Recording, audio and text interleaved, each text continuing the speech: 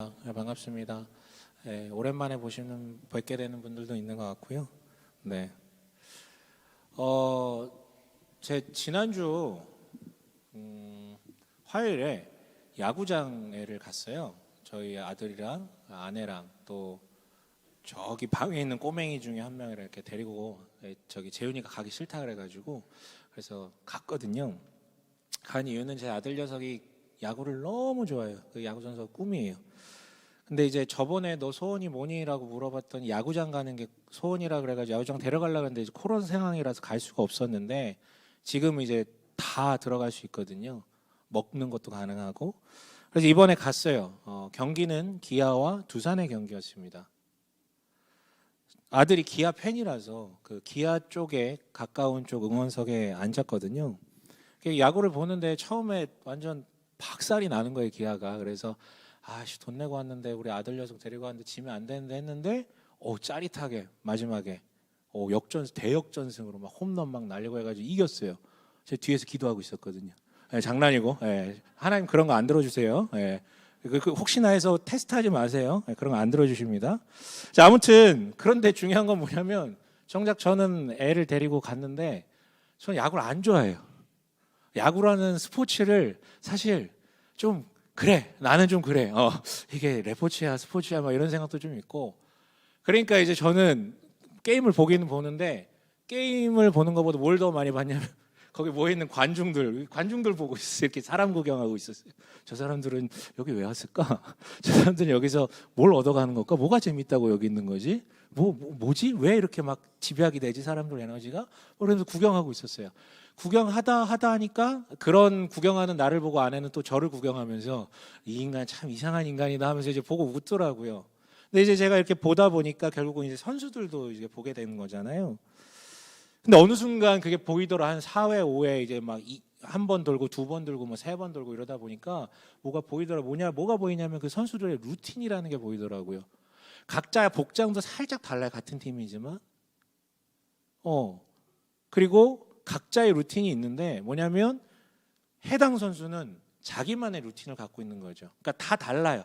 다 다른데 각자 선수들은 자기만의 루틴을 가지고 있어요. 뭐냐면 타석에 서기 전부터 하는 행동이 똑같아요.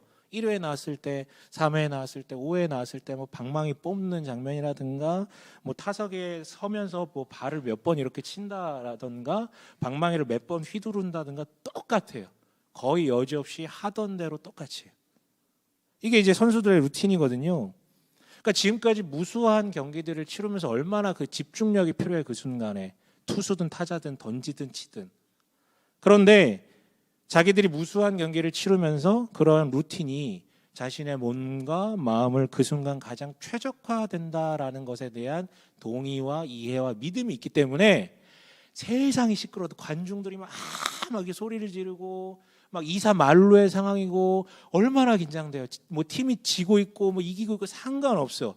그냥 자기는 자기 순서가 되면 딱 자기가 정해진 루틴을 하고 그 자리에 올라가서 타자는 치려고 하고 투수는 던지려고 합니다. 이게 반복이에요.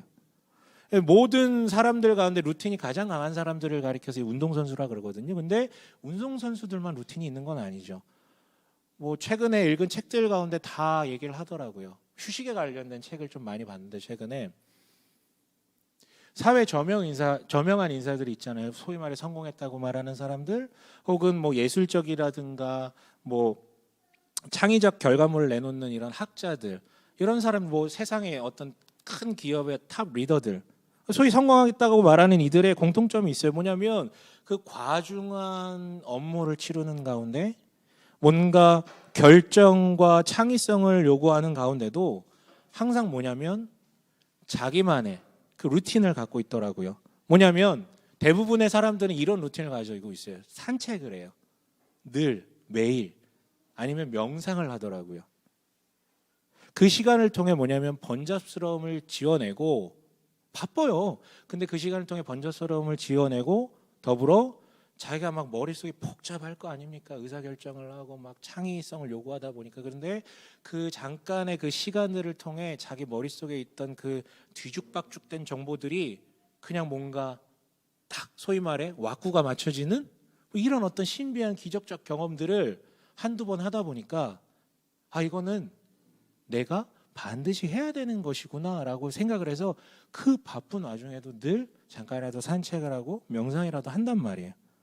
그 시간이 자기를 살리고 자기의 과업을 살리는 이 부분에 대한 확신이 있기 때문에, 믿음이 있기 때문에, 늘 그렇진 않겠죠. 하지만 믿음이 있기 때문에 그 자리를 고수하는 거예요.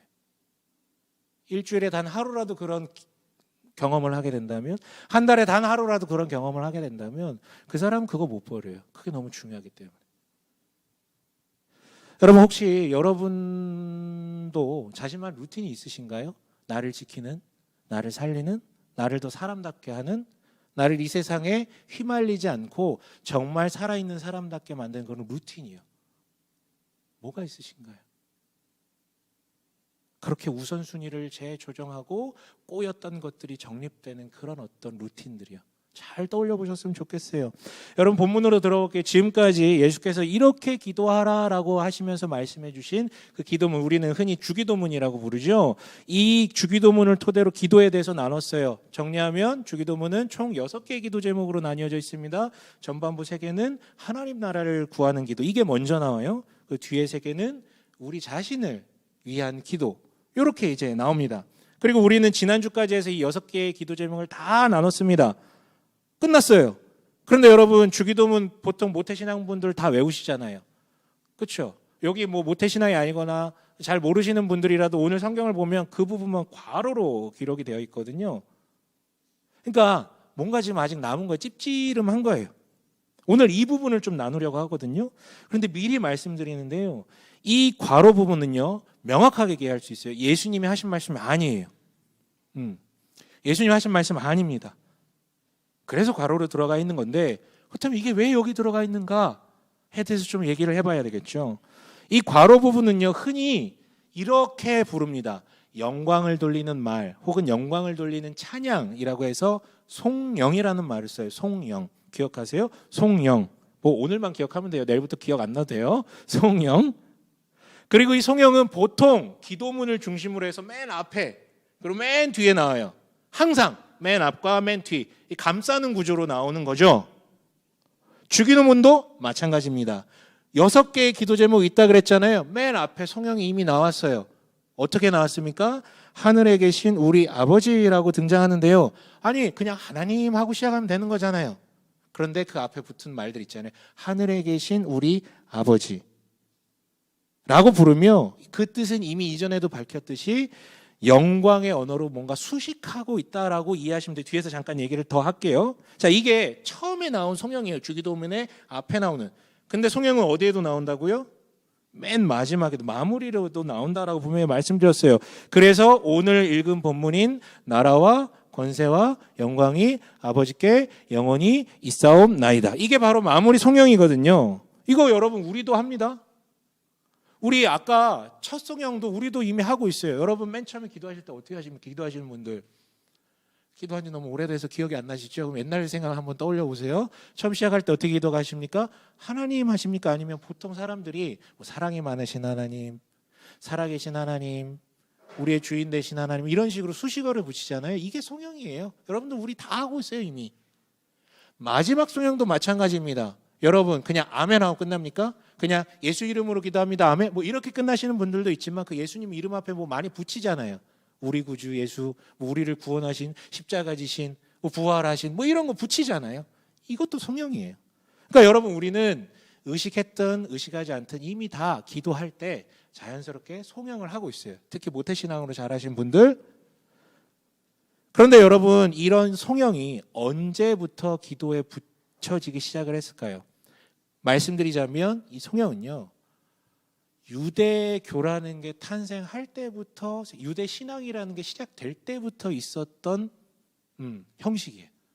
한마디로 뭐냐면 구약의 인물들도 다 송영을 했다라는 것이죠.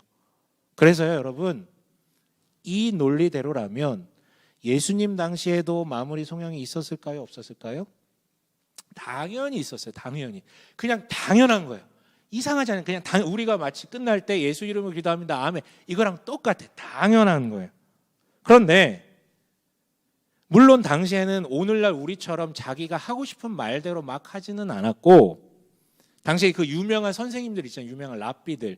그 사람들이 기도문을 가르쳐 주면서 일종의 시그니처 같은 그 랍비 예하의 문화들의 그 제자들이 항상 하는 기도문처럼 시그니처 같은 그 송영들이 항상 붙어 있었어요.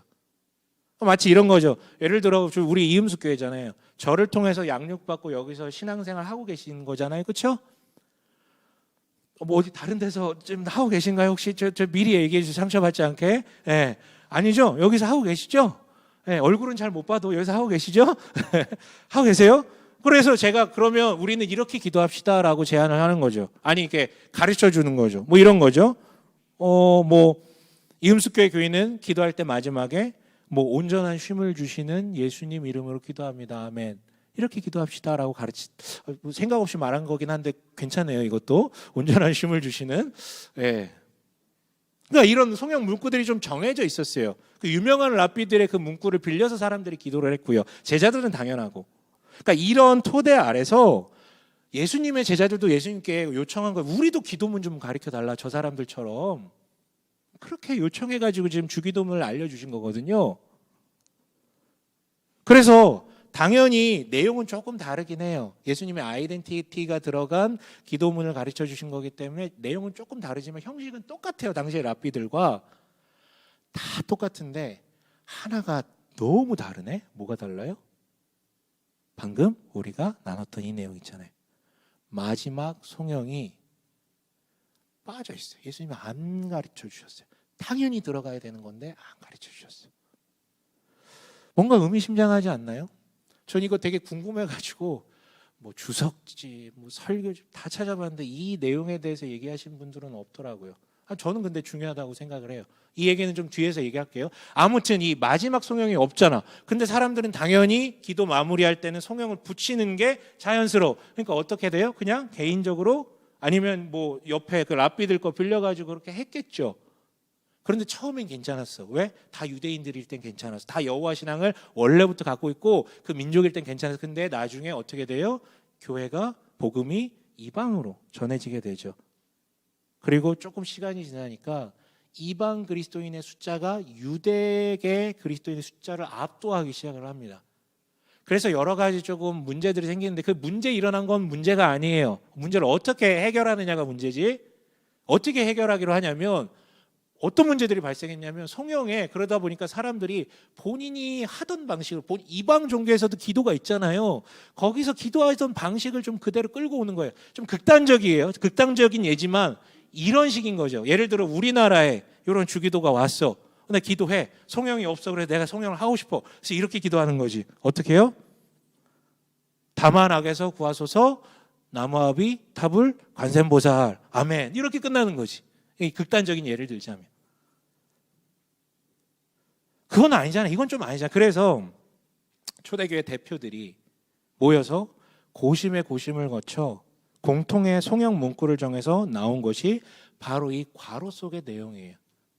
바로 이 괄호 속의 내용이 그 초대교회라고 해봤자 예수님으로부터 한 100년, 200년 정도 뒤에 그 지도자들이 이렇게 정한 거거든요.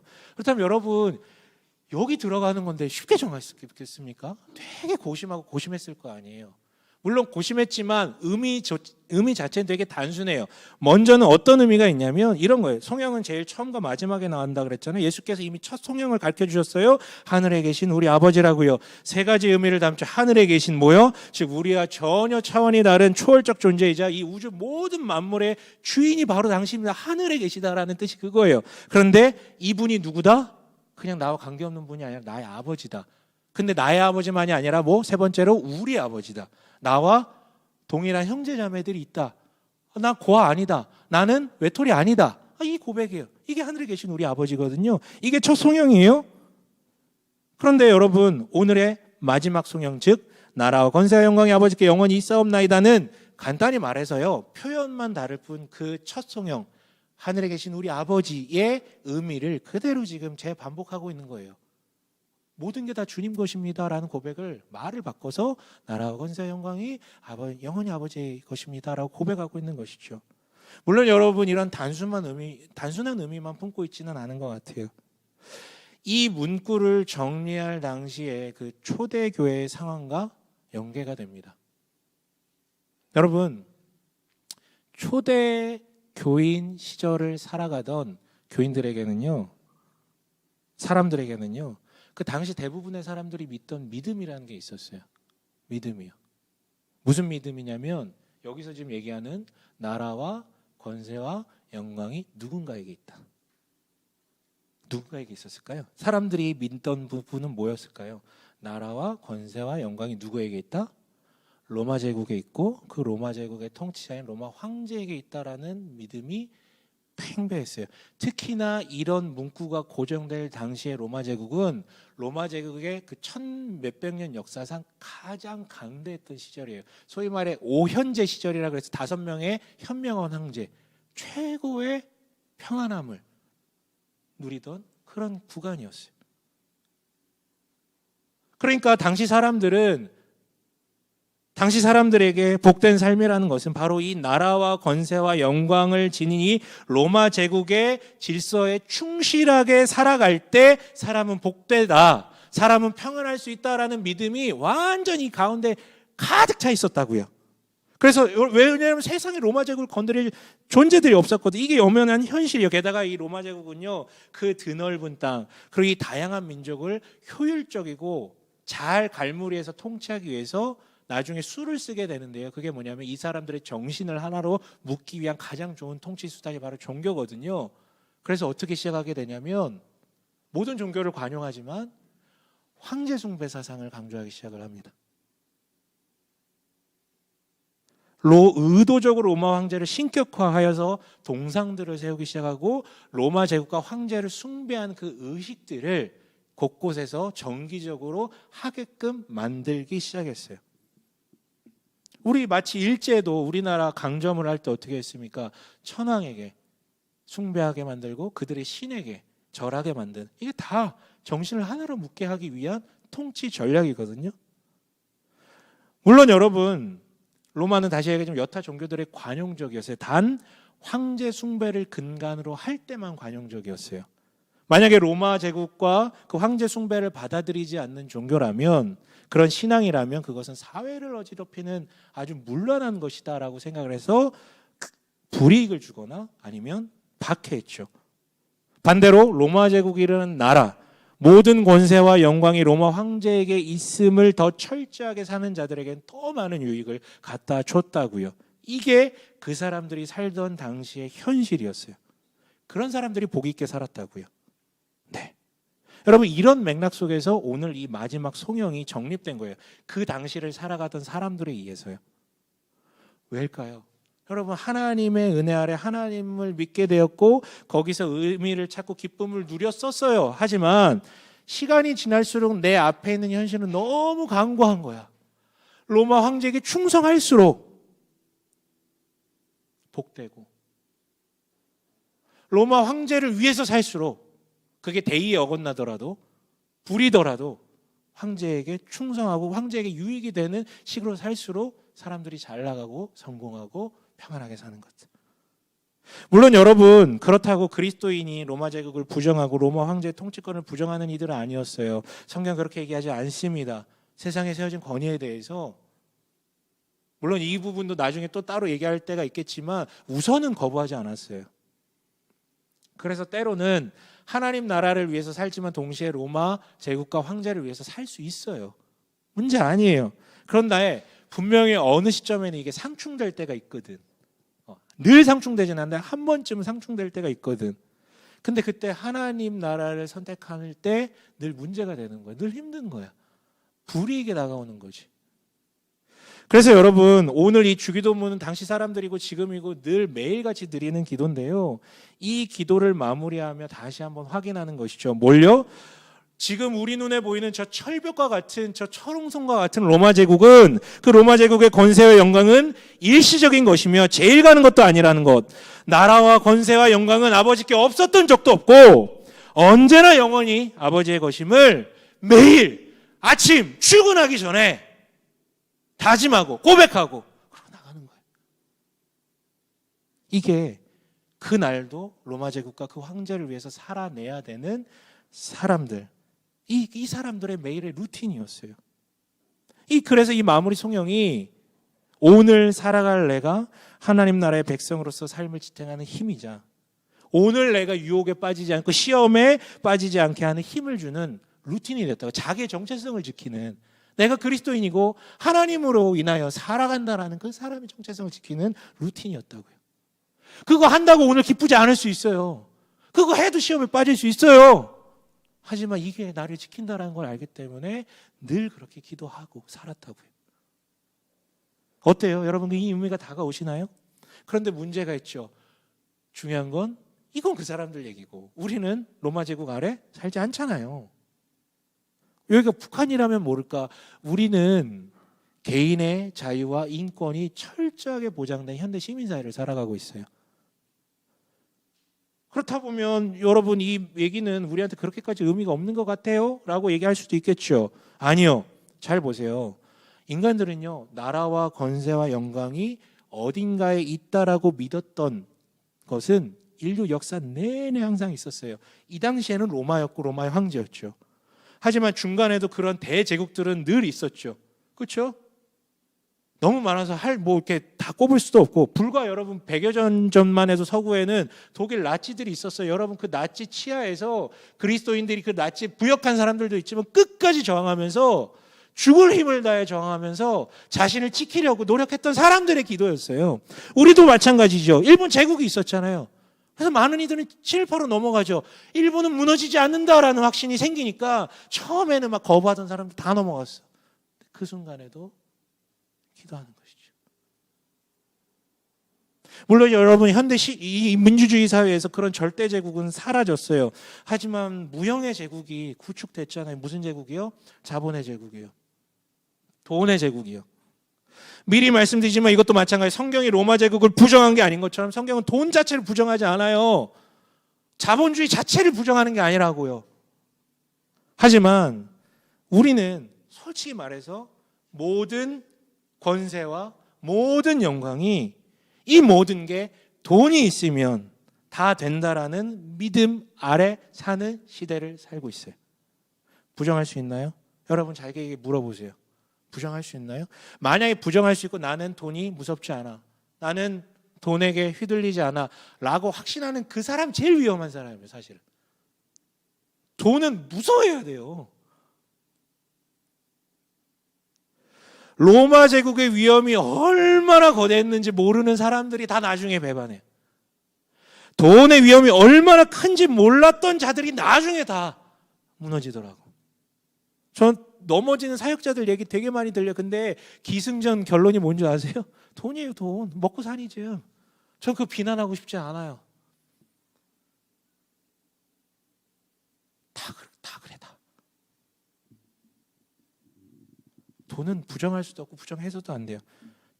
때문에 돈에게 우선순위를 주지 않으면서 돈을 벌고 쓰는 것은 내 의지만으로 되게 어려운 일이에요. 그래서 매일같이 기도하며 하나님께 고백하는 것이죠. 때문에 당시 사람들은 이 송영 있잖아요. 나라와 권세와 영광이 영원히 아버지께 있사옵나이다를 고백할 때 로마를 떠올렸을 거예요. 로마 황제, 내가 오늘 가서 일할 로마를 위해서 해야 되는 그걸 떠올렸을 거예요. 100여 년 전 우리 선조들은 그런 그리스도인이 있었다면 아마 일제를 떠올렸겠죠. 일본 제국을. 그러나 오늘날 우리는요, 이 기도를 이렇게 마칠 때, 이 성경할 때 이거 떠올리시면 돼요. 돈 떠올리시면 돼요. 돈. 아버지, 나는 오늘 돈을 벌기 위해 출근합니다. 하나님의 나라 그거는 두 번째고 우선 돈 벌어야 돼요. 돈 벌러 갑니다. 그리고 돈을 쓰며 살아갑니다. 그 가운데서 내가 희노애락을 경험하다 보니 돈에 대한 욕망이 나를 자꾸 지배하려고 하는데, 주님이 이런 나를 붙들어 주셔야만 내가 오늘을 잘 살 수 있습니다. 나라와 권세와 영광은 오직 아버지께만 있습니다. 이거 고백하는 거예요, 이거. 그런데요, 여러분, 나라와 권세와 영광을 우리가 의탁하는 존재는 외부에만 있지 않아요. 외부의 것은 늘 바뀐다 그랬죠. 그런데 또 다른 것은 바뀌지 않고 늘 항상 고정된 값이 있어요. 뭐냐면 내부에 있는 누구요? 나 자신이요. 여러분요, 인간이 처음에 어떻게 타락했다고요? 하나님과 같이 되고 싶어서 선악과 따먹었다 그랬잖아요. 그 이후로 인간은 다 똑같아요. 그 흐름이 우리 가운데 남아 있어요. 그래서 우리는 태생적으로 하나님의 나라와 뭐 영광과 권세가 아니라 우리는 태생적으로 나의 나라와 나의 권세와 나의 영광이 세워지길 원하고, 반대로 하나님 나라와 그 권세와 영광에 대한 태생적 반발심이 우리 가운데 있어요. 이것도 우리가 인정해야 되는 부분이에요. 하지만 여러분 오해 마세요. 하나님이 내가 즐거운 꼴을 못 보시고, 하나님이 내가 성공하는 꼴을 못 보시고, 하나님이 내가 소비하는 꼴을 못 보시고, 하나님이 내가 돈을 많이 버는 꼴을 못 보시고, 그런 거 절대 아니라고요. 우선순위의 문제라고요. 우선순위. 때문에 우리는 여러분 이 성령으로 마칠 때 뭘 떠올리시면 된다고요? 첫 번째는 아까 얘기한 거 돈 떠올리시면 돼요. 돈. 이 기도할 때. 두 번째 뭐 떠올리시면 돼요? 나 자신을 떠올리시면 돼요. 네, 주님, 돈에게도 나 자신에게도 나라와 권세와 영광이 있지 않습니다.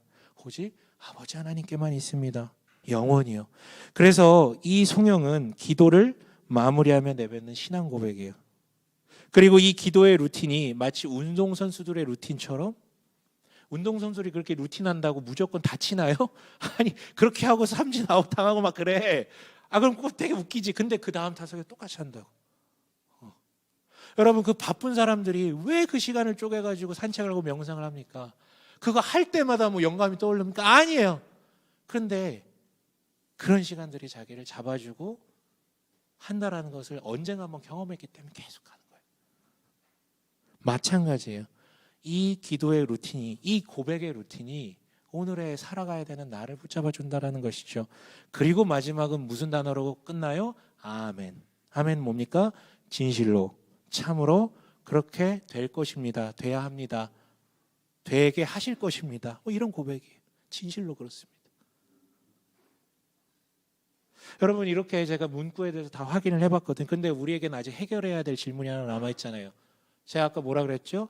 원래 성령은 무조건 다 들어가는 것이기 때문에 예수께서도 사실은 랍비들의 방식대로 그 형식에 맞춰서 기도 가르쳐 주셨다 그랬잖아요. 그런데 성령을 가르쳐 주시지 않으셨어요. 이 이유는 뭘까요? 책이 안 나오더라고. 다 뒤져봤는데. 그래서 혼자 막 고민하면 묵상해서 뭘까, 무슨 이유일까? 여러 가지가 떠올렸는데 그냥 제 마음에 가장 머물렀던 가장 합리적인 이유는 이거 같아요. 뭐냐면 여러분, 모든 종교는 기도라는 게 있어요. 기독교만 있는 게 아니라 모든 종교에 기도라는 게 있어요. 그런데 대부분의 종교는 다 기도가 종교 예식으로 되어 있어요. 그래서 어떻게 합니까? 더 거룩하고 더 연기 흘러넘치는 그런 자리로 가야 돼. 계룡산 같은 데 가야 된다고.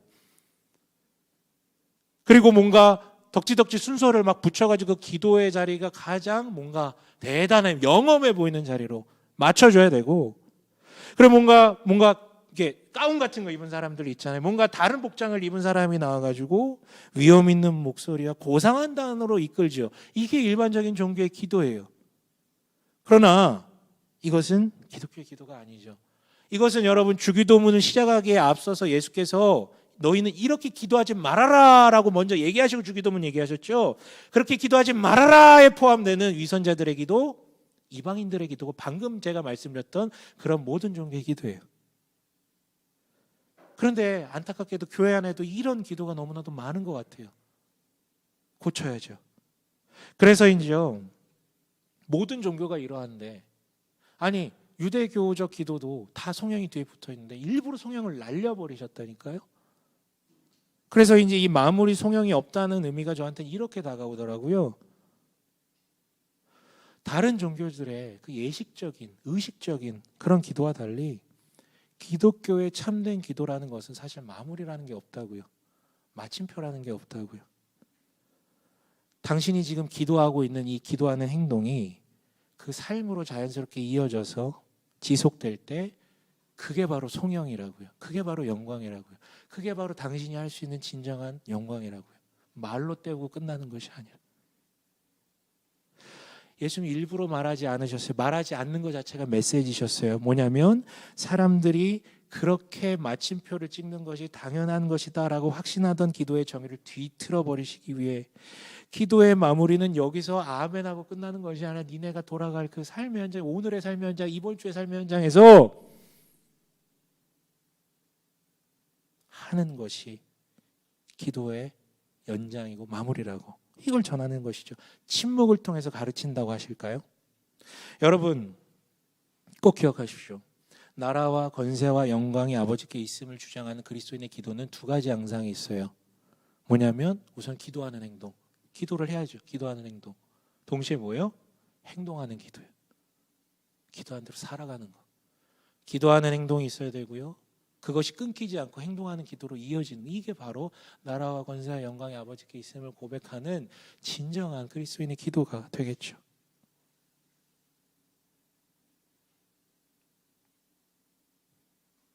그런데 여러분, 비어 있었다 그랬잖아요. 그 부분이. 그런데 실제의 나라, 즉 로마 제국과 실제의 권세와 영광을 지닌 로마 황제의 통치 아래, 그럼에도 불구하고 아버지 하나님께 나라와 권세와 영광이 있음을 기도하며 눈물과 피와 땀으로 그 시간을 버텨냈던 수십만의 초대교회 그리스도인들, 그들이 기도했던 수만 시간, 수십만 시간의 그 기도들이 집약되고 집약되어서 실제 그렇게 살아냈잖아요. 이 사람들이 그렇게 살아낸 그 마음이 응어리 져가지고 오늘 이 문구, 이 짧은 문구로 기록된 거예요. 이제서야. 때문에 여러분, 이 과록 속 성령은 예수님이 가르쳐 주신 게 아닌 게 맞지만, 예수님이 이렇게 기도하라라고 가르치신 그 주기도라는 기도하는 행동에 실제 행동하는 기도로 화답한 사람들의 이야기가 이 나라와 권세와 영광이 아버지께 영원히 있사옵나이다로 귀결된 것입니다. 그러면 이것이 우리 마음 가운데 녹아들었으면 좋겠어요. 그렇다면 우리가 이렇게 쉽게 기도할 수 없어요. 하지만 동시에 기도 안 할 수도 없다고요. 여러분, 그렇다면 주기도문이 이렇게 끝나는데요. 그렇다면 이제 우리 차례죠. 네.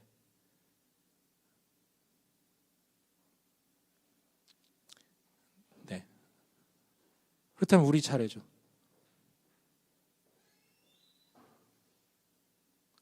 주기도라는 기도하는 행동을 토대로 행동하는 기도로 나아갈 차례입니다. 바로 우리가요. 그런데 여러분, 정작 우리는 처음부터 막힙니다. 왜 막힐까요? 뭘 안 하니까? 우리 기도를 안 하거든. 기도 잘 안 하거든. 왜 안 합니까? 뭐 믿음이 없어서 안 할 수는 있죠. 근데 뭐 믿음이 있는 것처럼 얘기하면서도 왜 기도를 안 합니까? 간단해요. 되게 간단하거든요. 이거 기도 안 하는 이유.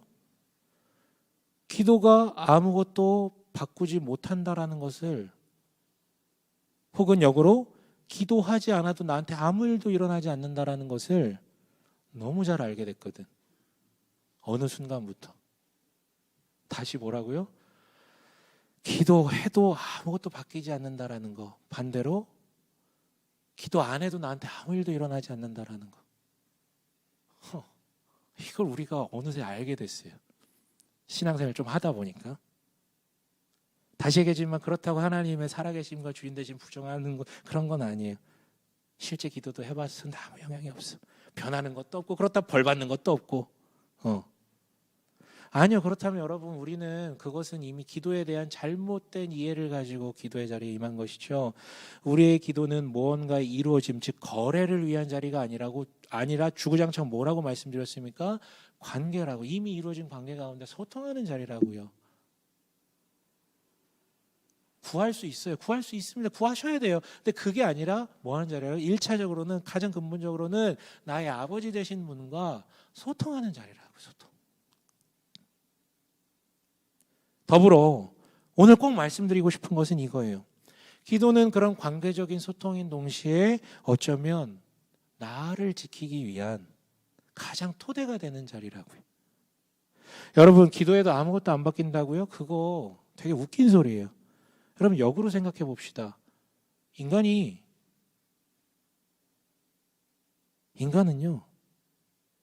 언제나 늘 바뀌어요.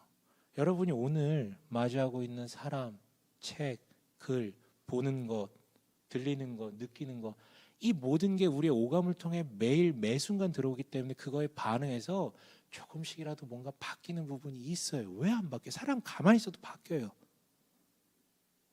우리가 바뀐다고 얘기하는 게 너무 거대한 거라서 그런 거지, 아니 원래 사람은 원래 늘 바뀌어요. 뭐가 계속 들어오기 때문에, 정보가. 그런데요, 여러분, 오늘 지금 이렇게 오셔서 예배 드리셨잖아요. 예배 드리시고 나가시면서 무언가 또 소비를 하시겠죠. 밥을 먹거나 뭘 하거나. 또 내일 바로 돈 벌러 출근하러 나갈 것이고, 내일 아니군요. 내일 쉬는 날이지. 내일 출근하신 분 있다 그러더라고요. 죄송합니다. 예. 아무튼 돈 벌러 일하러 나갈 거예요. 그리고 그 돈에 기반한 수많은 결정들을 하시겠죠. 회사에서도 아니면 개인적인 거라도 사냐 마냐.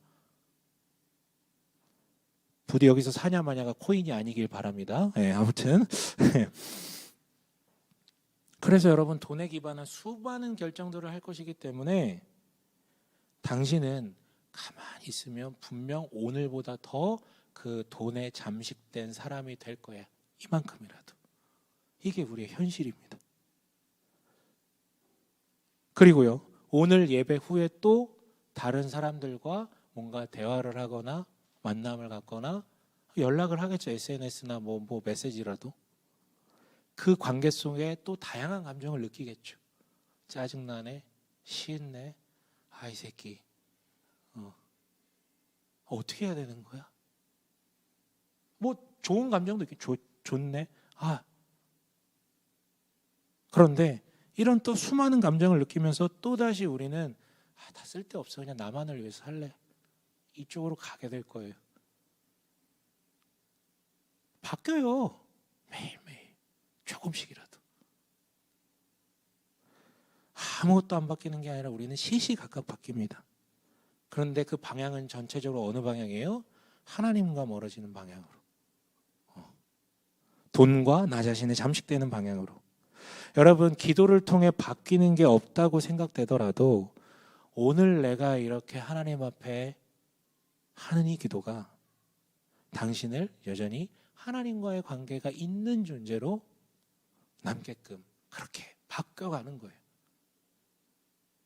여러분, 기도는 관계이자 동시에 때로는 무의미해 보이고 아무것도 느끼지 않더라도 앞서 말한 운동선수나 그 어떤 저명한 인사들의 것과 같이 자기 자신을 지키고 살기 위한 루틴이에요. 그런데 우리는 이 루틴들 중에서 가장 중요한 루틴, 하나님과의 관계가 중요하다라고 알고 따르려고 최선 있는 사람들 아닙니까? 참 여러분, 이건 너무나도 중요한 거예요. 나를 지키는 거라고요. 그리고 분명히 이 기도는 능력이 있습니다. 자꾸 이렇게 움직이려는 나를 다시 그쪽으로 몰고 가는 능력이 있다고요. 여러분, 이 주기도문을 토대로 우선 기도하는 행동으로 나아가길 원합니다. 그리고 실제 당신의 삶 속에서 나라와 권세와 영광이 영원히 아버지께 있사옵나이다 라고 하는 행동하는 기도, 참된 성령을 우리의 삶의 자리에서 펼치시는 우리 되시길 주님의 이름으로 간절히 축원합니다. 아멘.